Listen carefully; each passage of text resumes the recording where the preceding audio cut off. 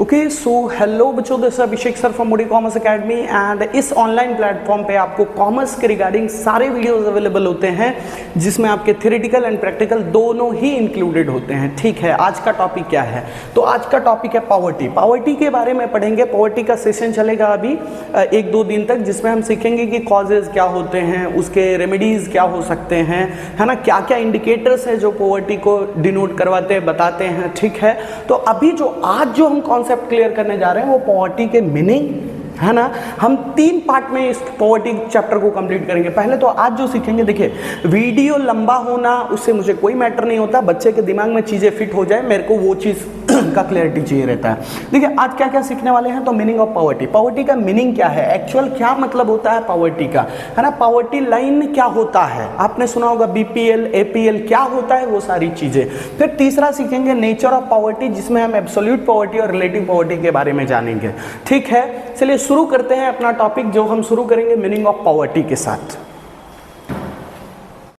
Okay so बच्चों देखिए, meaning of poverty हमने पहले टॉपिक उठाया है, उसमें लिखा है poverty is such a situation in which a person is not able to fulfil his or her basic needs. जो उसकी बेसिक जरूरतें हैं उसको अगर वो पूरा नहीं कर पा रहा है, तब हम वैसे कंडीशन को क्या बोलते हैं, पॉवर्टी। अच्छा, बेसिक नीड्स में आप क्या क्या बोल सकते हो सर, कि क्या क्या चीज बेसिक नीड्स में आ सकते हैं? तो फूड, क्लोथ, शेल्टर, है ना। इसको बहुत ज़्यादा बेसिक नीड माना जाता है। कि रोटी कपड़ा मकान, आपने मूवीज़ में सुना होगा कि अगर आपके पास रोटी कपड़ा मकान नहीं है तो आप तो गरीब हो। ठीक है, जैसे तैसे रह रहे हो, कभी खाना मिला कभी खाना नहीं मिला। ठीक है, और भी कुछ बेसिक नीड्स होते हैं जैसे ड्रिंकिंग वाटर, है ना, पानी का फैसिलिटी अच्छे से नहीं मिल रहा है। तो ये सारी चीज लोगों के बेसिक नीड्स पे आते हैं। अगर ये सारी चीजें उसको अवेलेबल नहीं हो पा रहा है, तब हम उसको क्या बोलेंगे कि भाई ऐसा कंडीशन चल रहा है कि ये पॉवर्टी का कंडीशन है। ठीक है, बात समझ में आ रहा है आपको?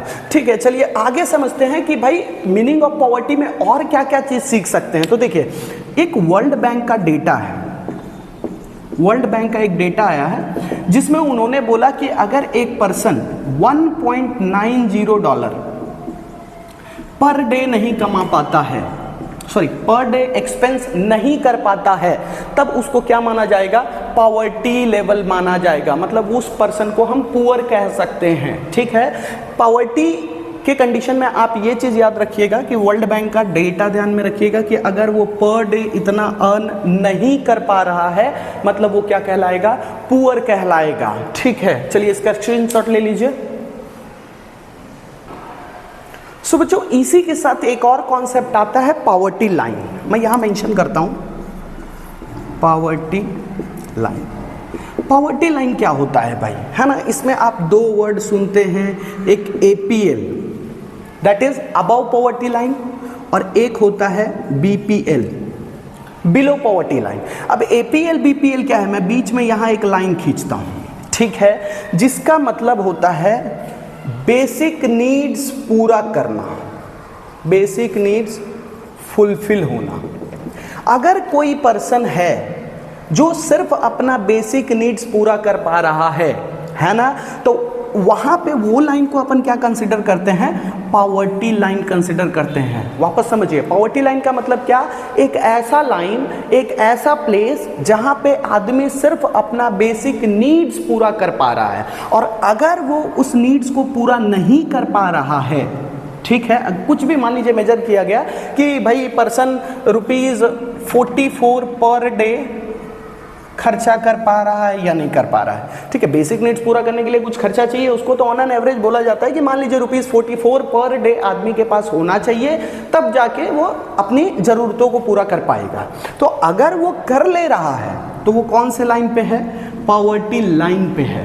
और अगर वो नहीं कर पा रहा है, मान लीजिए ₹44 उसको, उसकी कमाई नहीं हो पा रही है, वो उतना खर्चा नहीं कर पा रहा है पर डे, तो कौन से लाइन में चला जाएगा, BPL that is below poverty line. और अगर वो करने के बाद भी वो एक्स्ट्रा अमाउंट रख रहा है खुद के पास, तो इसको बोलेंगे हम, इस कंडीशन को बोलते हैं APL that is above poverty line. I hope concept clear होगा। स्क्रीनशॉट लीजिए, फिर बढ़ेंगे आगे टॉपिक की तरफ। ओके, सो बच्चे बढ़ते हैं अभी नेचर्स ऑफ पॉवर्टी के बारे में, है ना। मैंने आपको दो चीज बताया था कि भाई एक एब्सोल्यूट पॉवर्टी होता है, इसको मार्क करते हैं, एक होता है एब्सोल्यूट पॉवर्टी और दूसरा होता है रिलेटिव पॉवर्टी। अब क्या होता है ये दोनों का मतलब, कैसे हम पहचानेंगे एब्सोल्यूट पुअर कौन है और कौन रिलेटिव पुअर है ना। तो उसकी डेफिनेशंस के साथ आपको मैं क्लियर करवाता हूँ चीज़ों को कि एब्सोल्यूट पुअर क्या होता है और रिलेटिव पुअर क्या होता है। देखिए, एब्सोल्यूट पुअर का मतलब होता है कंप्लीट पुअर, है ना। Absolute poverty is also known as complete poverty. इसको हिंदी में मैं यहाँ लिखता हूँ शुद्ध गरीब, ठीक है, शुद्ध गरीब, इसको हम बोलते हैं एब्सोल्यूट पुअर, है ना। तो एब्सोल्यूट पॉवर्टी एक ऐसा कंडीशन है भाई जिसमें वो कंप्लीट पॉवर्टी फेस कर रहा है। That means a person can not satisfy minimum basic requirement, अपनी बेसिक जरूरतों को, जो हम पॉवर्टी का मीनिंग पढ़े ना वही चीज इसमें एकदम लपेट के लिखिए एकदम। It means a person can not satisfy minimum basic requirement. और मिनिमम बेसिक रिक्वायरमेंट क्या होता है? फूड, शेल्टर, क्लोथ, है ना, एजुकेशन, हेल्थ फैसिलिटी, ये सारी चीजें वो पूरा ही नहीं कर पा रहा है ना। तो उसको अपन क्या बोलते हैं? Absolute poverty. एक लाइन याद रखिएगा, शुद्ध गरीब, और दूसरा अंग्रेजी में लाइन याद रखिएगा, complete poverty. I hope concept clear हो रहा है आपको, ठीक है। अब भाई कैसे डिसाइड किया जाए कि वो एकदम शुद्ध गरीब है या नहीं है? क्या पता वो झूठ बोल रहा हो कि मैं शुद्ध गरीब हूं, ठीक है। तो शुद्ध गरीब पहचानेंगे कैसे? मान लीजिए अर्बन एरिया के केस में जाएं, अर्बन एरिया मतलब सिटीज में हम देखने जाएं तो भाई एक डेटा पब्लिश किया गया था जिसमें बताया गया था कि अगर आदमी ₹47 पर डे एक्सपेंस कर रहा है अपनी चीजों के लिए, ऑन एन एवरेज हर दिन वो 47 रुपए का खर्चा कर रहा है, तो भाई वो गरीब नहीं है, ठीक है। अगर इससे कम कर पा रहा है तो वो गरीब कहलाएगा। और गांव के केस में, रूरल का मतलब होता है विलेज एरिया, तो विलेज एरिया के केस में अगर वो 32 रुपया पर डे एक्सपेंस कर पा रहा है तो वो गरीब नहीं है, और अगर नहीं कर पा रहा है पर डे वो 32 रुपया एक्सपेंस, तो वो क्या कहलाएगा? शुद्ध गरीब, एकदम एब्सोल्यूट पुअर, ठीक है। इसका देख लीजिए, अच्छे से नोट्स बना लीजिए, फिर मैं बढ़ता हूँ रिलेटिव पॉवर्टी की तरफ। अच्छा, रिलेटिव पॉवर्टी क्या होता है सर? एक एग्जाम्पल देता हूँ। मैं एक बंगले में रहता हूँ, ठीक है, और बंगले में रहता हूँ, मेरा हर साल का खर्चा अराउंड मैं 10 लाख रुपए का करता हूँ, ठीक है। मेरा नाम है ए, है ना, मैं कौन हूँ? ए फॉर अभिषेक, और मैं रहता हूँ जहाँ पे मेरा पर ईयर का एक्सपेंस कितना है? 10 लाख रुपया। मैं सिर्फ एक्सपेंस कर रहा हूँ कितना? 10 लाख रुपया। मेरे जस्ट बाजू के बंगले में एक बंदा है जिसका नाम है बी, है ना, और उसका एक्सपेंस है 15 लाख रुपया। वो हर year on an average 15 lakh का एक्सपेंस करता है, ठीक है। तो मैं इसके केस में मैं शुद्ध गरीब नहीं हूं, मैं एब्सोल्यूट पुअर नहीं हूं, मैं कौन सा गरीब कहलाऊंगा? Relative poor कहलाऊंगा। ऐसे केस में मैं क्या कहलाऊंगा? रिलेट कर रहे हैं, किसी से रिलेट करके मेरे को गरीब साबित किया गया, समझे। एक्चुअल में मैं गरीब नहीं हूं। तो देखिए, रिलेटिव पॉवर्टी का मीनिंग क्या होता है? तो relative poverty refers to poverty of people in comparison to other people. दूसरे लोगों से कंपैरिजन करके मुझे गरीब बताया गया, तो इसको अपन क्या बोलते हैं? Relative poverty. रिलेट करके मुझे गरीब बताया। लेट सपोज एग्जांपल दिया था, ए जो है 10,000 रुपए कमाता है, बी जो है 15 लाख रुपए का एक्सपेंस करता है, सी 20 लाख का एक्सपेंस करता है ना। तो अगर हम बोलेंगे कि ए, तो ये ए जो है वो रिलेटिव पुअर है, किसके किसके केस में? बी और सी के केस में। बी और सी से ये रिलेटिव पुअर कहलाएगा, ठीक है। अगर हम बात करेंगे बी का, तो बी जो है सी से रिलेटिव पुअर कहलाएगा और ए से रिलेटिव रिच कहलाएगा।